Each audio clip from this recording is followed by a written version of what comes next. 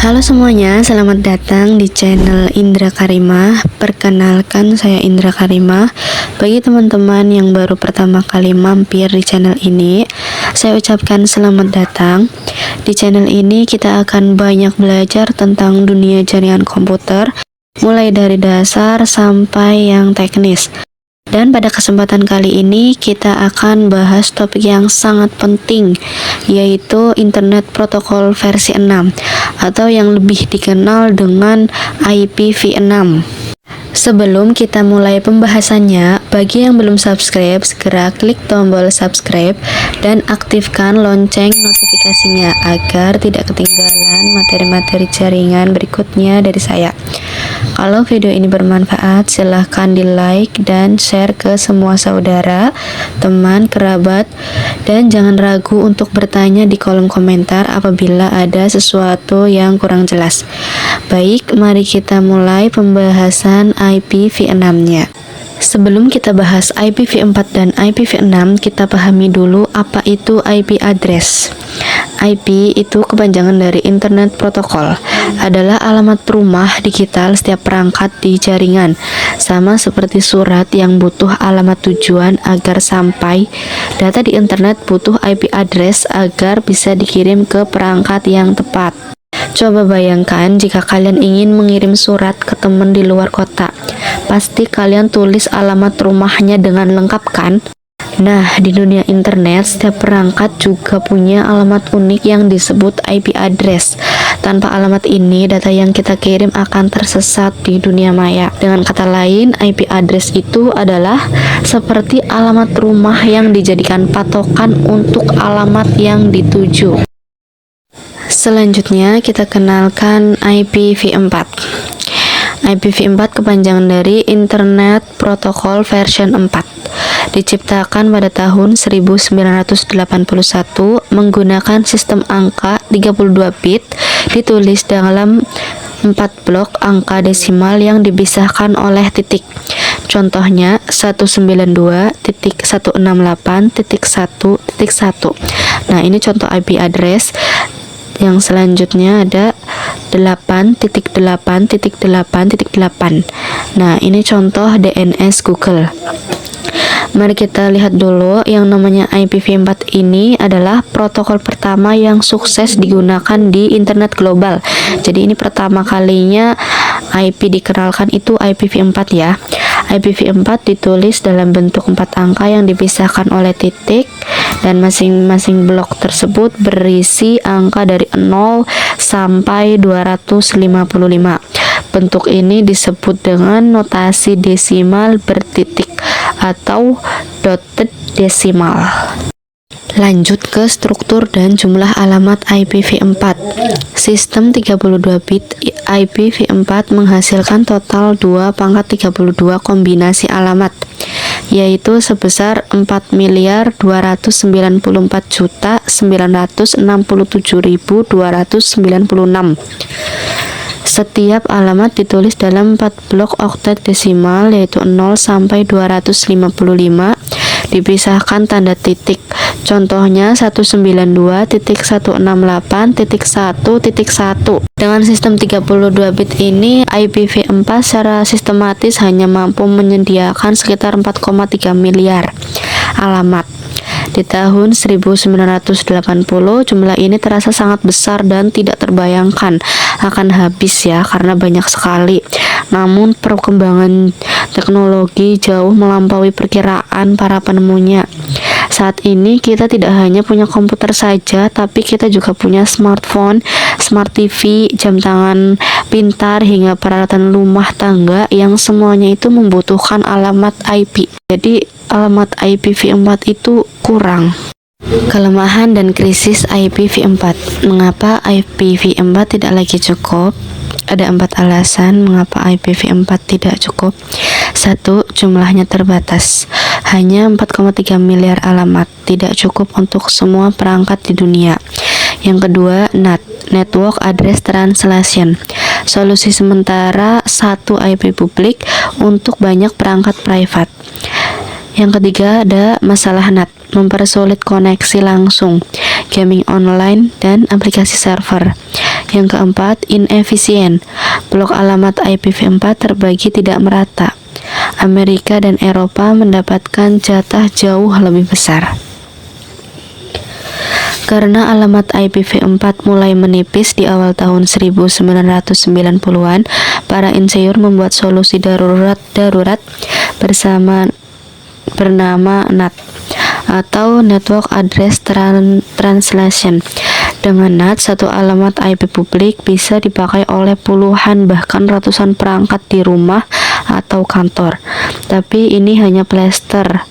NAT membuat komunikasi langsung antar perangkat menjadi rumit, terutama untuk game online, VoIP, dan IoT. Inilah sebabnya internet membutuhkan bahasa baru yang lebih kuat.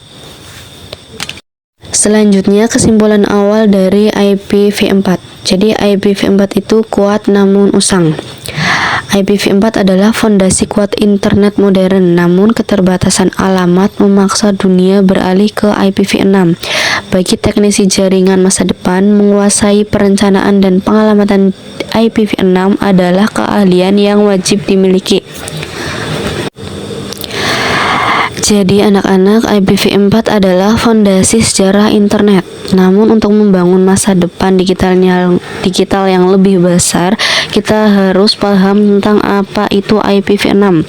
Jadi kita akan bahas nantinya tentang struktur IPv6, jenis-jenis alamatnya, dan bagaimana merencanakan jaringan menggunakan IPv6. Lanjut ke IPv6. Pengenalan IPv6.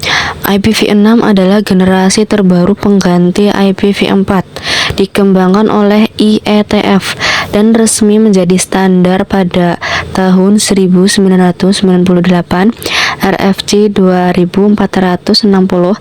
Implementasi massal dimulai sejak 2012.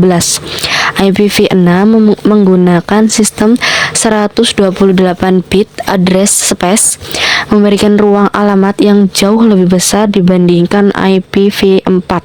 Jadi IPv6 adalah protokol internet versi ke-6 yang dirancang khusus untuk menjawab keterbatasan dari IPv4. Bayangkan IPv6 seperti pembangunan jalan tol yang baru 100 kali lebih besar dari jalan lama. Dengan ruang yang sangat luas, kita tidak perlu lagi khawatir kehabisan alamat. IPv6 mulai digunakan secara luas sejak World IPv6 launch pada tahun 2012, di masa perusahaan besar seperti Google dan Facebook mulai mengaktifkannya secara permanen. Lanjut ke keunggulan IPv6. Mengapa IPv6 lebih unggul? Jadi IPv6 itu hadir dengan kapasitas 2/128 alamat, yaitu 340 undecillion. Koneksi end-to-end tanpa NAT, keamanan IPsec bawaan, header tetap 40 byte yang efisien, serta konfigurasi otomatis via SLAAC untuk IoT dan mobile IP. Jadi keunggulan IPv6 dibandingkan IPv4 itu adalah pertama, jumlah alamatnya yang luar biasa besarnya. Kedua, karena alamatnya sangat banyak, kita tidak perlu lagi NAT. Ini mengembalikan prinsip dasar internet, yaitu setiap perangkat bisa saling terhubung secara langsung. Ketiga, keamanan sudah tertanam di dalam protokolnya melalui IPsec. Keempat, header atau kemasan data IPv6 lebih ramping dan efisien, sehingga router tidak terbebani. Kelima, perangkat bisa mengatur alamatnya sendiri secara otomatis tanpa bantuan server. Dan yang keenam, mendukung mobilitas, jadi cocok untuk perangkat bergerak seperti kendaraan terkoneksi. Format dan struktur alamat IPv6. Anatomi alamat IPv6 itu terdiri dari 8 blok yang masing-masingnya itu 16 bit, 4 digitnya itu heksadesimal, dipisahkan tanda titik 2. Nah, kalau IPv4 itu titik 1, kalau IPv6 itu titik 2. Contoh lengkapnya ada 2001 0db8 85a 3, kosongnya ada 4, Nah, semua bisa dilihat di layar monitor ya.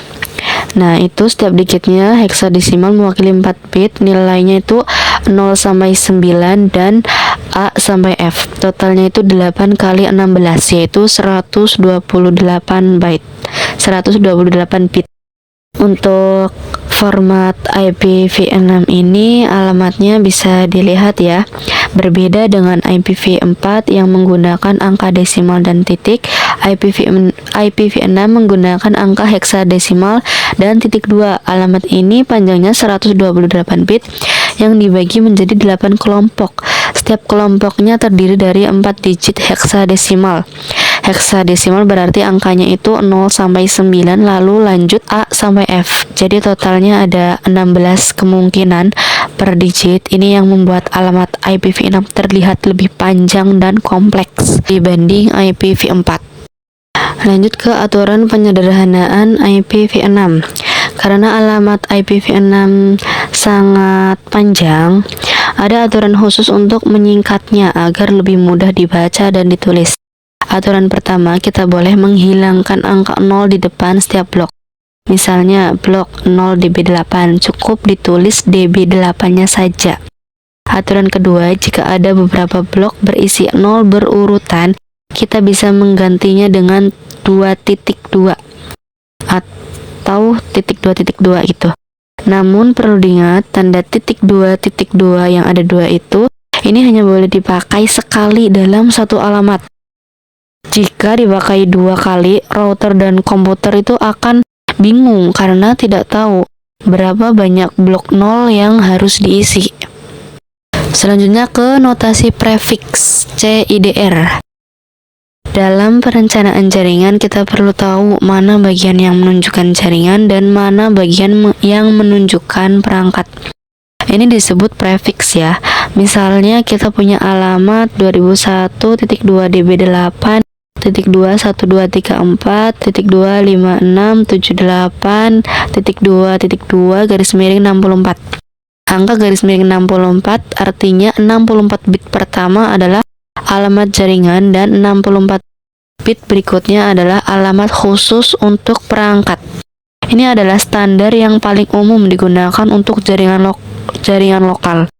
Jika kalian berlangganan internet dari ISP, biasanya mereka akan memberikan prefix garis miring 48 atau garis miring 56 yang bisa kalian bagi-bagi lagi ke dalam banyak subnet. Jenis-jenis alamat IPv6 unicast. IPv6 memiliki beberapa jenis alamat tergantung fungsinya. Yang pertama dan paling penting adalah Global Unicast Address atau GUA. Ini seperti alamat publik di dunia nyata yang bisa diakses dari mana saja selama terhubung ke internet. Cirinya dimulai dengan angka 2 atau 3 di awal. Kedua adalah link local address yang dimulai dengan FE80. Ini adalah alamat otomatis yang dibuat oleh perangkat untuk berkomunikasi dengan tetangga dalam satu jaringan lokal yang sama. Ini seperti bicara berbisik hanya dalam satu ruangan. Ketiga adalah Unique Local Address atau ULA yang dimulai dengan FC. Ini adalah alamat private untuk keperluan internal perusahaan, tidak bisa diakses dari internet. Dan yang terakhir ada loopback. Titik 2-nya ada 2 dan 1. Angka 1 yang selalu merujuk ke perangkat itu sendiri untuk keperluan uji coba. Lanjut ke jenis yang selanjutnya. Selain unicast, ada 2 jenis alamat lain. Yang pertama ada multicast yang ditandai dengan awalan FF. Multicast digunakan ketika satu perangkat ingin mengirim data ke banyak perangkat sekaligus, tetapi hanya yang tertarik saja yang menerima. Di IPv6 kita tidak lagi mengenal broadcast seperti di IPv4. Semua kebutuhan broadcast digantikan dengan multicast karena lebih efisien. Kedua adalah anycast. Ini unik karena satu alamat bisa dipasang di banyak server di lokasi berbeda. Ketika ada perangkat yang mengirim data ke alamat anycast, data akan dikirim ke server terdekat. Ini sangat berguna untuk layanan publik seperti DNS, sehingga kita selalu terhubung ke server tercepat. Yang selanjutnya ada perencanaan pengalamatan IPv6, subnetting dan alokasi prefix IPv6. Bagaimana cara merencanakan jaringan IPv6? Di IPv6 standar emasnya adalah memberikan prefix garing 64 untuk setiap segmen. VLAN atau LAN. Kenapa? Karena dengan /64 ini kita punya 2/64 atau sekitar 18 triliun alamat per subnet. Ini cukup untuk masa depan ya. ISP biasanya memberikan satu blok besar ke pelanggan. Misalnya, perusahaan mendapatkan prefix /48, artinya ada 16 bit yang bisa kita gunakan untuk membuat subnet. 16 bit itu 65.536 subnet. Jadi kita bisa merencanakan secara hierarkis. Misalnya bit ke-13 sampai ke-16 kita bisa gunakan untuk menunjukkan lokasi, 1000 untuk pusat, 2000 untuk cabang A, dan seterusnya. Dengan perencanaan yang rapi, routing menjadi lebih efisien. Selanjutnya kita akan mengkonfigurasi otomatis SLAAC versus DHCP v6. Bagaimana perangkat mendapatkan alamat IPv6? Ada dua cara ya. Dua cara utama untuk memberikan alamat IPv6 ke perangkat. Pertama ada SLAAC atau Stateless Address Auto Configuration. Ini adalah metode otomatis di mana perangkat mendengarkan pengumuman dari router di jaringan, lalu membuat alamatnya sendiri dengan menggabungkan prefix jaringan dengan ID unik yang dihasilkan dari MAC address perangkat. Ini sangat praktis dan tidak perlu server khusus. Cara kedua adalah DHCP v6 yang mirip dengan DHCP di IPv4 ya. Di sini server memberikan alamat dan juga informasi tambahan seperti DNS server. DHCP v6 digunakan ketika administrator ingin memiliki kendali penuh atas siapa yang mendapatkan alamat apa. Di banyak jaringan, kedua metode ini digunakan secara bersamaan. Pembahasan yang terakhir yaitu ringkasan dan kesimpulan. Poin-poin kunci dari IPv6. Jadi IPv6 itu terdiri dari 128 bit, ruang alamatnya sangat besar yaitu 2/128. Formatnya heksadesimal, 8 blok dipisah titik 2. Ada 3 jenis dari IPv6 yaitu unicast, multicast, dan anycast. Subnet standar yaitu garis miring 64 per segmen jaringan. Konfigurasinya via SLAAC atau DHCP v6. Jadi IPv6 ini sebuah keniscayaan. Dunia tidak bisa berhenti di IPv4 karena perangkat kita terus bertambah. Sebagai calon teknisi jaringan, pemahaman tentang IPv6 akan menjadi nilai jual yang sangat besar di dunia kerja. Mulai dari perencanaan subnet yang efisien, konfigurasi otomatis, hingga strategi migrasi. Semuanya harus kalian kuasai. Masa depan ada di tangan kalian sendiri. Sudah selesai untuk materi kali ini. Saya ucapkan terima kasih. Kalau ada tutur kata yang kurang berkenan, saya mohon maaf. Dan jangan lupa untuk share, komen, like, dan subscribe untuk channel ini. Semoga membantu dan sampai jumpa.